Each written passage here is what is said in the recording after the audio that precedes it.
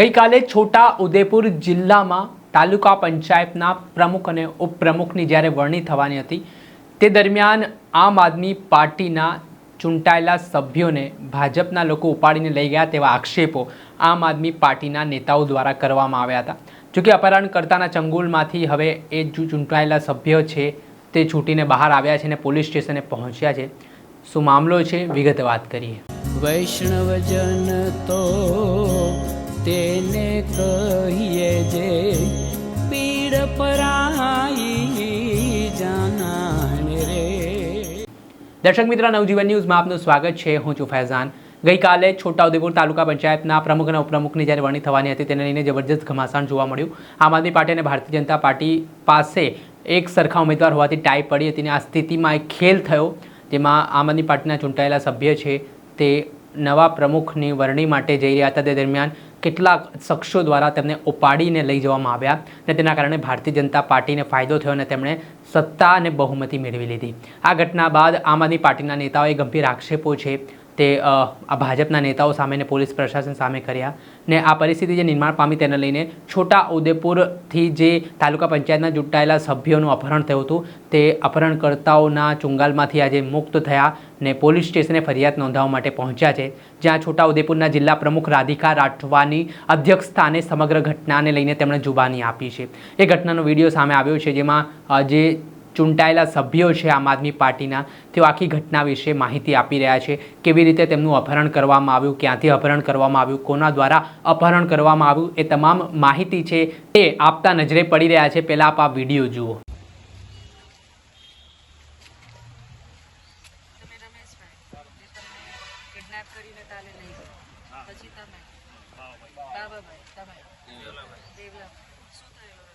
અમારે એવું થયું 10 વાગ્યા 10 વાગ્યા એટલે અમે છે અડધો કલાક એવું આપણી પાર્ટી તરફથી કીધું અમને। એટલે પહેલી ગેટ અમને ત્યાં એક જણને તાલુકા વાઇઝ અમને પોલીસવાળાએ એક જણને અંદર પ્રવેશ આપ્યો। પછી અમે સાથે બધા ઉભા રહો એમ કરીને કે તમારી સહીઓ કરણ છે, અમારી સહીઓ લીધી નહીં। પછી કીધું કે આગળ જાઓ, એટલે અમે બધા 13 જણ આગળ ગયા।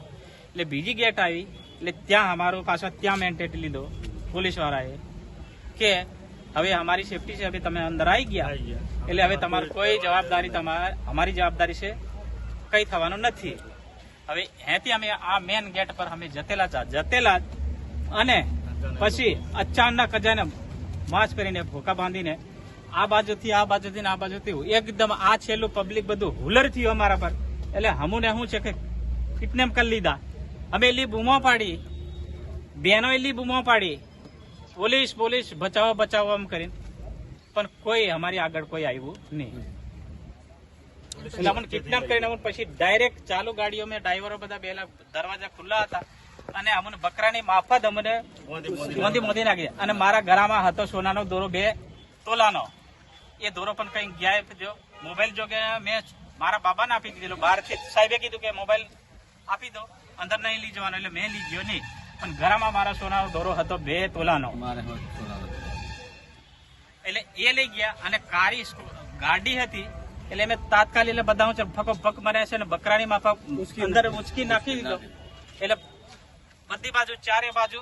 આ બાજુ 2 જણ, આ બાજુ 2 જણ, મેં વચ્ચે, આ બાજુ 4 જણ ડ્રાઈવર ને પછી કઈ રીતે ગાડી લઈ ગયા ને ખાલી અમને શું છે સરળો એટલો જ દેખાયો એટલે ગયેલી ફાસમે ગાડી આખી। પછી અમને અહીંયા સુધી મને એ હતું, પછી શું છે કે પછી મને શું છે મને આખી આંખો એ બાંધી દીધો, પછી કઈ લઈ ગયા એ ખબર નહીં। અંદર વાતો એવી કરતા હતા, બીજું કઈ નહીં, બહુ બોલ કરે તો પારી કાઢ એવી મને પાછળથી ધમકી આવતી। પણ પછી એક ફોન આવ્યો, હવે ગમે તેનો આવ્યો એ ખબર નહીં મને, પણ એમ કીધું કે આ આપણા માણસો છે કઈ કરતા નહીં, એટલે મેં હાથ નાખ્યો પણ એ કરી લીધો। 12:43 કે 43 એવો જ આવેલો, આ ગાડીમાં છે મારી જોડે, એમ તે કઈ કરતા નહીં, એમ 43 એવો કઈ ગુમાનની ગાડી છે। હવે ભગવાન જોને પણ એલું એ ફોન મેં બોલેલું મેં સાંભળેલું, અને આપણો માણસ કઈ કરતા નહીં, કઈ ઠીક થાપેલ કઈ કરતા નહીં, એલું બોલેલા, એલું મને યાદ રહી ગયેલું 43 કે 12:43 એલી શરત મને રહી ગયેલી।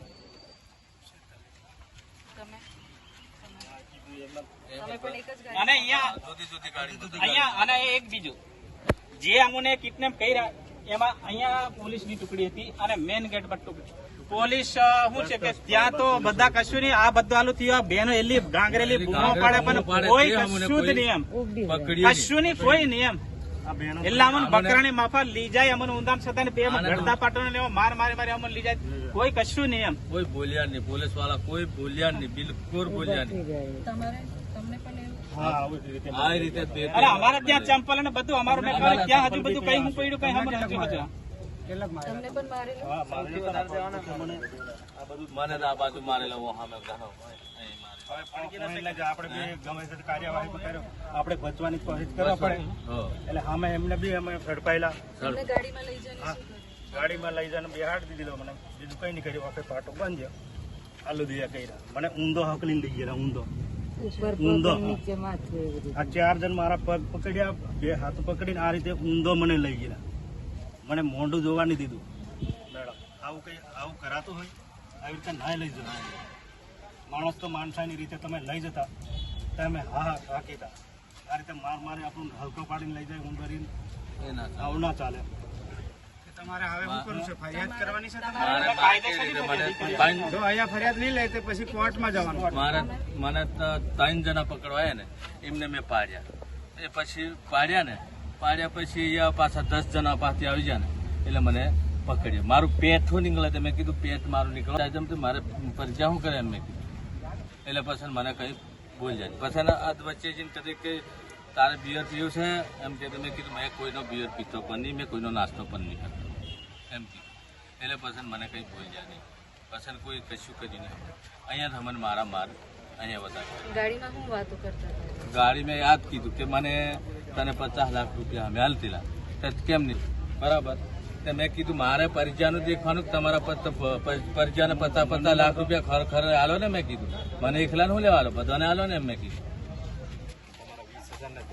20 આ મારા દોરો હતો સોનાનો એ 20,000 રૂપિયા હતા એ કંઈ ગાયબ થઈ ગયેલા એ નહીં ખબર ને મોબાઈલ એ બધું કઈ એટલે મોબાઈલ પણ ગાયબ છેલ્લે તમને ક્યાં છોડ્યું છેલ્લે પછી છેલ્લે હમણાં રહવાડા નાલો ને ખુલ્લી નથી તે છોડ્યા ને પોલીસની ગાડીમાં આ રીતે પછી એમ કરીને પોલીસ વાળા લઈને આવ્યા પછી અમને ખોલી કેટલા કલાક પોલીસ ગાડીમાં રહ્યા તમે કેટલા કલાક 4 કલાક પહેલા અમને અહીં ફેરવ્યા 2.5 કલાક જેલું ફેરવ્યા અમને ગાડીમાં પોલીસ વાળા પછી અંધારું થયું એટલે અમને ભેગા પછી પોલીસની ગાડીમાં ભેગા એક જ સીટ પર અને આજુબાજુ પાછા પોલીસ બેઠા કેટલા વાગે છોડ્યા પોલીસ વાળાએ લગભગ 10:30 11 વાગ્યા અને પોલીસ તમને કેટલા વાગે પકડી કેટલા વાગે તમે પોલીસની ગાડીમાં તમે બેઠા? અમે 5:30 જેવા દિવસ હતો એટલે વાંચ્યા દિવસ હતો કેમ કે અમારા જોડે ઘડિયાળ બી નહીં હતો કશું નહીં, કોઈ મોબાઈલ ને કશું નહીં. તો હવે એટલે હું છે કેટલા વાગેલા ખાલી દિવસમાં અમે જાણીએ કે અમારે એવું કેવું છે કે જો એ ગાડીઓ જો અમને લઈને આવી તો શું છે કે એમને હા તો એ પોલીસ અમને લેવા આવી તો એ ક્યાંથી ખબર પડી અમે અમારું મને એમ કે છે કે એ ક્યાંથી તો કાં તો અમને કઈક જંગલમાં છોડી દેવાના કાં તો કઈક છોડી દેવાના હતા તો અમને ત્યાં પોલીસ લેવાય પોલીસ વાળા એમને પકડી શકતા હતા તો ને? એમને તો અમે એ કહીએ ને તો એમની ગાડીમાં અમને બેસાડી દે છેલ્લે પોલીસ સ્ટેશનમાં તમને કોઈને લેવા બોલાવ્યા હતા કે તમને તમારે ત્યાં છોડી દીધા ના એટલે પછી શું છે ત્યાં પછી અમને શું છે કે અહીંયા અમને ફેરવ્યા પછી 2-2.5 કલાક જેવા હજુ આ એમ છે તેમ છે ફલાણું છે ટીકનું છે તમે ઘરે ઘરે છોડી દઈએ છે બધું સહી કરી પછી ઘરે મૂકવા આવ્યા ઘરે મૂકવા આવેલા જવાબમાં શું લખ્યું અમને એમ કીધું સહી કરી દો ઘેર જવું હોય તો સહી કરી દો તે પછી મેં કીધું લોકઅપ કરી દો હા તો અમે ચાલતા જતા રહીએ ચાલતા જતા એમ કીધું તો કે ના મૂકવા આવીએ છે અહીં સહી કરી દો